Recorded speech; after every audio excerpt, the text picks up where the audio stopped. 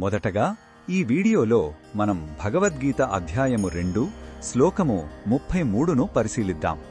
ఈ సందర్భంలో శ్రీకృష్ణుడు యుద్ధం చెయ్యనని వెనుకంజ వేస్తున్న అర్జునుడికి ఒక క్షత్రియుడిగా అతని కర్తవ్యం యొక్క ప్రాముఖ్యతను వివరిస్తున్నాడు.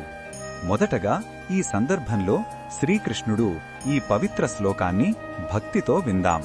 అథ చేత్వమిమం ధర్మ్యం సంగ్రామం న కరిష్యసి తతః స్వధర్మం కీర్తిం చ హిత్వా పాపమవాప్స్యసి.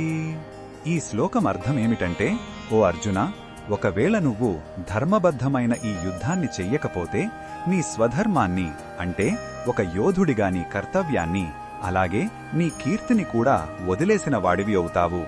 దాని ఫలితంగా నీకు పాపం చుట్టుకుంటుంది అని శ్రీకృష్ణుడు స్పష్టంగా హెచ్చరిస్తున్నాడు. ఇది కేవలం ఒక యుద్ధం కాదు, నీవు ఒక క్షత్రియుడిగా నిర్వర్తించాల్సిన ధర్మం. ఈ శ్లోకంలో ఉన్న భావం మనకు ఏమి చెప్తుందంటే, మన జీవితంలో మనకంటూ నిర్దేశించిన బాధ్యతలను నిర్వర్తించడం చాలా ముఖ్యం. వాటి నుండి తప్పించుకోవడమంటే మనల్ని మనం గౌరవించుకోకపోవడమే. మన కర్తవ్యాన్ని వదిలేయడం వలన కీర్తిని కోల్పోవడమే కాక అది మన మనస్సాక్షిని కూడా ఎప్పుడూ బాధిస్తుంది. ఆత్మగ్లానినే ఇక్కడ పాపపు ఫలితంగా చెప్పబడింది. ఈ శ్లోకంలో ఉన్న భావం మనకు ఏమి చెప్తుందంటే, మన జీవితంలో మనకంటూ నిర్దేశించిన బాధ్యతలను నిర్వర్తించడం చాలా ముఖ్యం. వాటి నుండి తప్పించుకోవడమంటే మనల్ని మనం గౌరవించుకోకపోవడమే. మన కర్తవ్యాన్ని వదిలేయడం వలన కీర్తిని కోల్పోవడమే కాక అది మన మనస్సాక్షిని కూడా ఎప్పుడూ బాధిస్తుంది. ఆత్మగ్లానినే ఇక్కడ పాపపు ఫలితంగా చెప్పబడింది.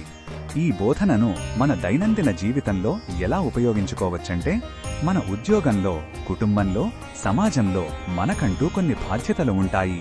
అవి కష్టంగా అనిపించినా వాటి నుండి పారిపోకూడదు. ఒక విద్యార్థి కష్టపడి చదవడం, ఒక తల్లిదండ్రి పిల్లలను జాగ్రత్తగా పెంచడం, ఒక ఉద్యోగి తన పనిని నిజాయితీగా చేయడం, ఇవన్నీ స్వధర్మంలో భాగమే. మన కర్తవ్యాన్ని ధైర్యంగా నిర్వర్తించడమే మనకు నిజమైన గౌరవాన్నిస్తుంది.